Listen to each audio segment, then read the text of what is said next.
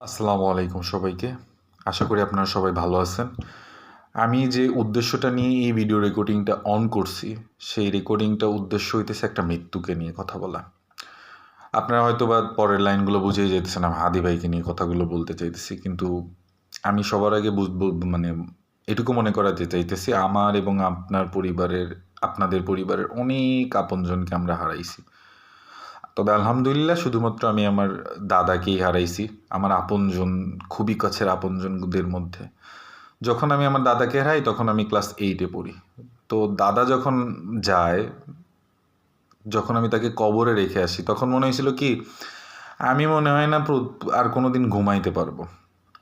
কিন্তু আস্তে, আস্তে যখন আমি আপনাদের এই দাদার কথাটা বলতেছি শুধু তার ফেসটুকুই মনে আসতেছে। কিন্তু ধরেন আমার কিংবা আপনার পরিবারের খুবই ক্লোজেস্ট এবং আমার যেমন একজনই মানুষ গেছে তাকে দিয়ে আমি উদাহরণটা দিই। আমার দাদাই ধরেন মারা গেছে একজন মানুষের গুলিতে।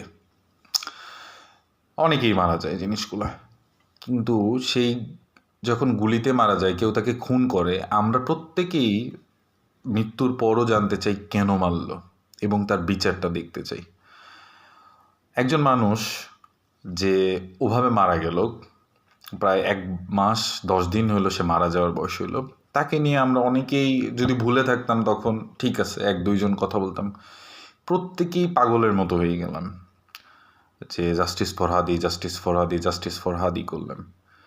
কিন্তু তারপরে যেগুলো আমাদেরকে ভুলাই দিল, আমি মানি আমাদের অনেক কিছু ভুলাই দিছে মিডিয়া ট্রায়াল করে, আদার্স অনেক কিছু। আমি সেগুলোতে যাইতে চাইতেছি না। আমি আদার্স পার্সনদের কথা বলবো কেন? আমি নিজের কথাটা বলতে যাবো। আমিই তো প্রশ্ন করা ছেড়ে দিছি, আপনিই তো প্রশ্ন করা ছেড়ে দিছেন। যদি আমার দাদা মারা গেলে যতদিন পর্যন্ত না হইতো আমি এগুলো জানতে চাইতাম, দাদার কথা মনে হইলেই। আপনাদের যদি হাদিকে মনেই থাকে তাহলে আপনারা প্রশ্ন করা কেন ছেড়ে দিলেন?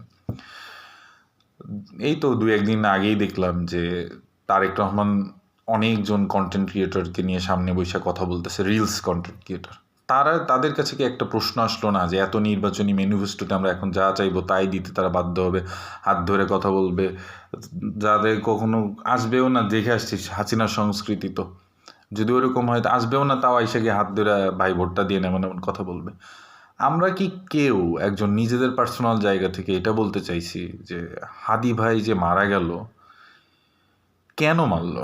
বাংলাদেশের মানচিত্রে যখন আমরা তাকাই আর দেখি ঢাকার অবস্থান বাংলাদেশের মিডিলে, ওখান থেকে কিভাবে সীমানা দিয়ে চলে গেল। আবার অনেক সময় শুনি নাকি আমাদের সেনাবাহিনীর কাছেই আছে। তো আমার কথা হচ্ছে সে যেখানে ইচ্ছা যে খুশিতে থাকুক, যে সে হাসিনার জন্য মারুক, সে বিএনপির জন্য মারুক, সে দাঁড়িপাল্লার জন্য মারুক, কেন মারছে, কে মারছে?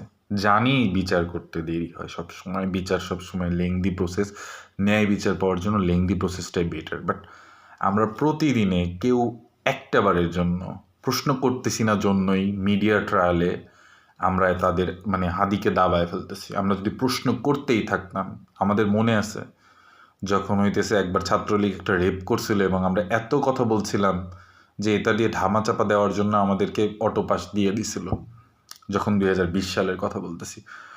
ওই স্বৈরাচার যদি দিতে পারে তাহলে আমরা যাদেরকে বসাইলাম বা বসাতে চাচ্ছি তাদের কাছে আমরা কেন প্রশ্ন করা ছেড়ে দিলাম? আমার কোনো সমস্যা নাই যে প্রতিদিন পোস্ট টোস্ট করতে হবে, এগুলো দরকার নাই। জাস্ট কেন কেনটুকু যদি বলতাম আর কে করছে, কেন করছে, এই ২টা প্রশ্ন নিয়ে যদি আমরা সবসময় থাকতাম, অ্যাটলিস্ট প্রতিদিনে এই বিচারটা কত দূর আগাইতেছে এটা না জানলেও এখন বর্তমানে বিচারটা কী অবস্থায় আছে আমরা জানতে পারতাম। আমিও জানি না, আপনিও জানেন না, আমরা জানবও না। দেখেন, যে আমাদের জন্য এই উদ্দেশ্য করে মারা গেছে না, সে অনেক বড় উচ্চ মর্যাদায় থাকতে পারতেছে। কাজী নজরুলের পাশে থাকা এত বড় হিংসা কাজ করে জানেন। কিন্তু কথা হইতেছে জিনিসটা এমন এসে গেছে যে ফোন বা ভিডিও যদি আপনার সামনে কেউ না করে তাহলে আপনি ভালো কাজ করবেন বা ভালো কিছু বলবেন এটা আপনি নিজেই চান না। তো দোষটা কার? আমি মনে করি আমার, আপনার। সো দয়া করে পারলে প্রশ্ন করা শিখেন, তা না হলে নিজেদের মোরালিটিকে কোনো দিনও আমরা ক্ষমা করতে পারবো না। কারণ যে মানুষটাকে আমরা হারাইছি, আমার আপনার বাজার করতে গিয়ে যে কয়েকটা টাকা বেশি লাগতেছে, উগ্রভাবে নিতেছে, সে ওই জায়গাগুলোতেই হাত দিতে গেছিল, ওই জায়গাগুলোতেই কথা বলতে কখনো থামে নাই। আমরা নিজেদের মোরালিটিকে কি প্রশ্ন করতে পারি? এটুকু একটু দেখতে পারেন আপনারা। যদি আমার কথা খারাপ লাগে, গালি টালি যা কিছু দিয়ে যেতে পারেন, আমি সবসময় পাবলিক পোস্ট করি। আর ভালো লাগলে লাইকটাই দিন, না পারলে প্রশ্ন করেন। খোদা হাফেজ।